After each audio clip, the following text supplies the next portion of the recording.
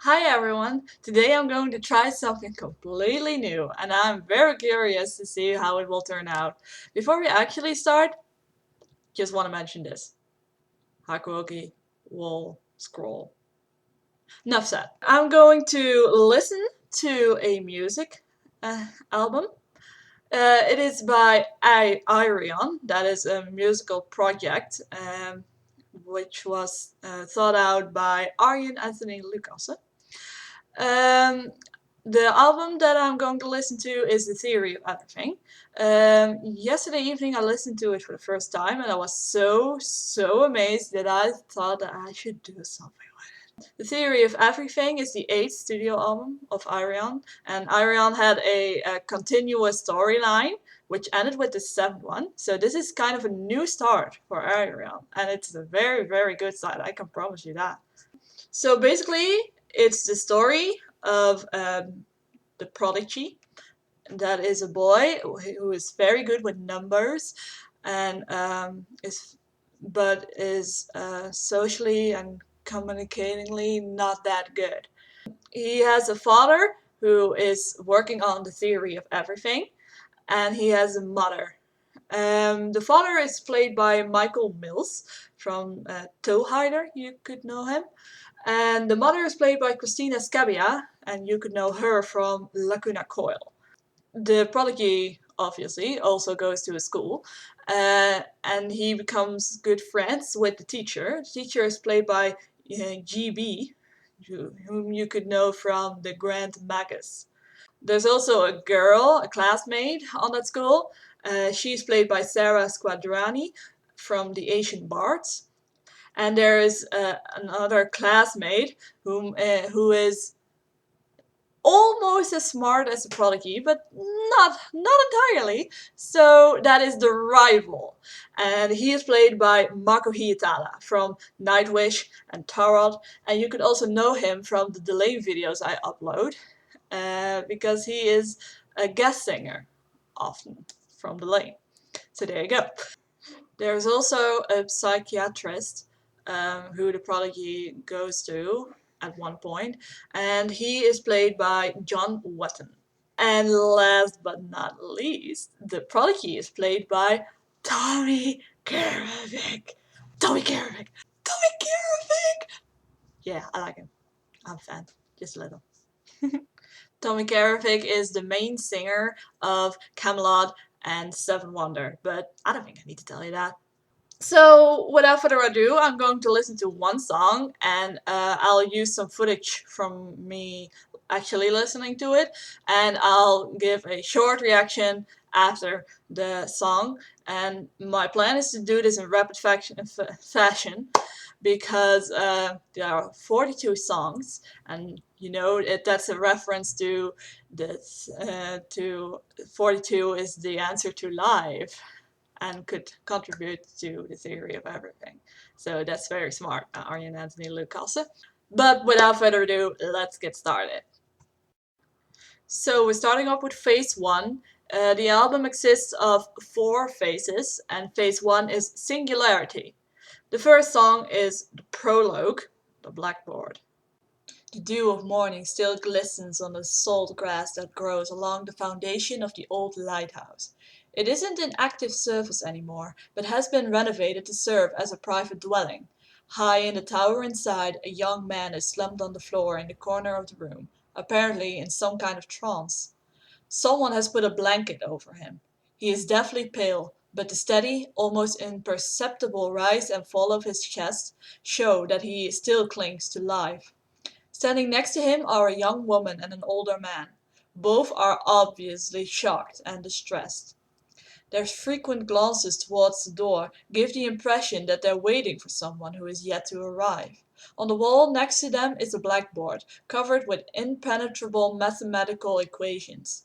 The older man is holding a crumpled piece of paper. It appears to be a note scribbled in haste by an unsteady hand. What follows here is the story of what happened.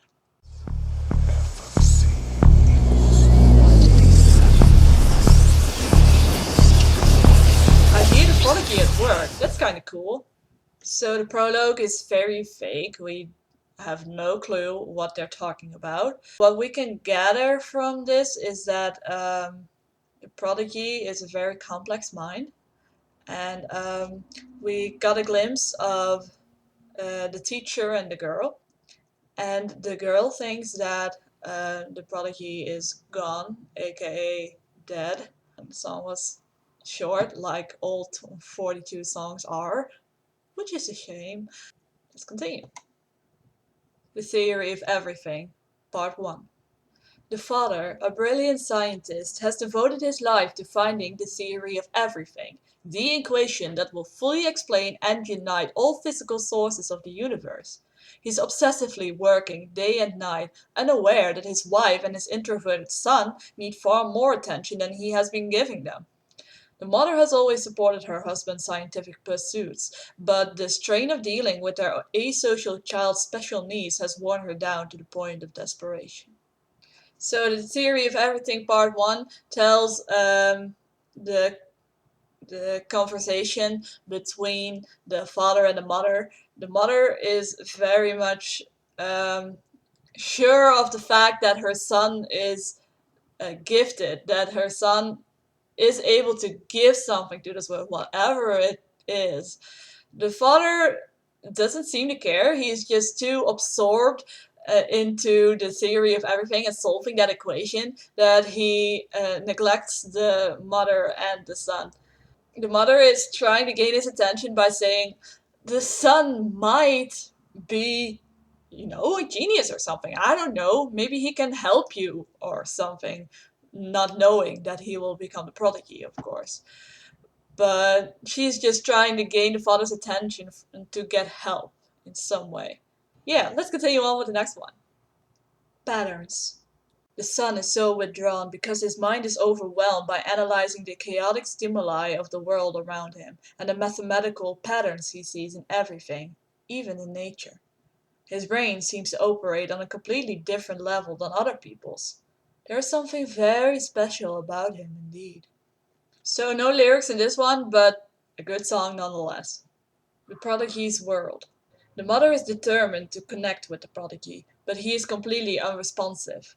He is simply incapable of relating to her emotionally, even though on some level he wants to.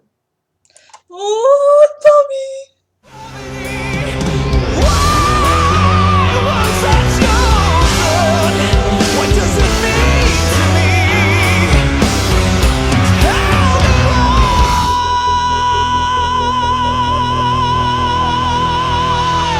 Damn, that's good. So this is a song where Tommy can show his skills off, and man does he do that. Here the prodigy wonders why he was chosen, why he is the smart one that isn't able to communicate with his own mother. His mother is reaching out to him, but he can't answer her because he doesn't know how to. And that's very, very sad. You can see in this song that he is both smart and socially awkward. And that's very, very good. In the beginning, you heard that Tommy started singing, and I at least didn't recognize his voice. It was very weird to me the first time I heard it. I hear your words, but they confuse me. But then he goes on his rampage, so to speak, and then you hear it's Tommy, obviously. He sang those first verses very, very distant, like the emotions not there, like the prodigy should be. And that's something that Tommy did very, very, very well. I gotta give him credit. That was sublime. Let's continue. The teacher's discovery. As the students work on a test in science class, a gust of wind from the open window blows a paper full of math equations off the teacher's desk. Unnoticed by the teacher, it lands at the prodigy's feet. Already having finished the test, he picks up the paper. His face lights up as he begins writing. So the Prodigy solves the math equations that the teacher has been working on. So obviously the teacher is very surprised and asks him how he did it because the teacher has been breaking his head over it. Enter the rival that is not happy with the Prodigy solving those math equations because it's his rival. He wants to be the better one, obviously, so he goes on about how the Prodigy is a fake and you shouldn't let the Prodigy deceive you, and blah blah blah. But the Prodigy is Tommy Carrick, so he's undefeatable. Okay? Love and envy. Why is the rival constantly bullying the Prodigy? Why is the girl compelled to protect him? So on one side you got love from the girl that is asking the rival why she hates the Prodigy so much. On the other side you got envy, which is the rival, and the rival thinks the girl is falling in love with the Prodigy. Which is so true, like so obviously. Dude, you can't be cooler than Tommy Carrick, okay? Accept it. Let's move on. Progressive waves. I'm enjoying this a lot. So this song basically consists of awesome music, and then there's this synthesizer solo part that I'm not really into. But then the synthesizer gets mixed with an electric guitar, which is very, very cool again. And near the end, there's this Irish feeling, and that is so, it makes me smile every dang time. And then we get the electric guitar again, and then the song is finished. Cool. The gift. The teacher visits the father, bringing him surprising news about his son. On the request of the teacher, the father makes some time for the teacher, and the teacher explains to him that the Prodigy is a very smart boy, even a genius. But the father doesn't see it like that because the boy doesn't speak. The boy just sits there and stares at the window and does nothing. So the father thinks he's just brain dead or something. But the teacher presses the father, and the father gets kind of angry, like, who the hell are you to judge me and my ways, even though they're completely wrong? My honest opinion. But the teacher finally convinces the father to give the boy attention and see what potential he has. Let's continue to see where that goes. The 11th Dimension. This song starts off very lullaby-ish with this beautiful soothing flute. The thing that they're playing keeps repeating but progresses to get stronger and heavier till there's this electric guitar doing it, but it stays soothing in my opinion. It's very nice to listen to. Inertia. The Prodigy wants to improve his relationship with his father but doesn't know how to reach out.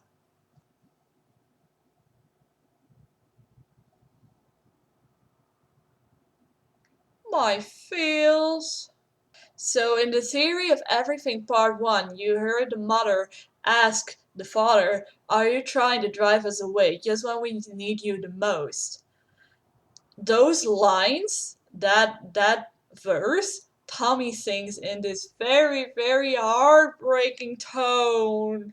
So if you want to feel sad, listen to Inertia. The Theory of Everything, Part 2. The mother and the father agree to enlist an outside expert to help with their son, but their motivations to do so couldn't be more different. The way this song is framed is outstanding, because on the one side you have the mother who wants her son to be able to go along with society in a normal way so he can be a normal human being. The father wants on his part to let the son be the best that he can so that he might help him complete the theory of everything. So you got those two sides, and then they sing one chorus together, the same lyrics. A future to build, a role to fulfill, something to give, a reason to live. So they sing the same thing but mean something different with it. And I think that's very, very creative. And this song ends phase 1, Singularity.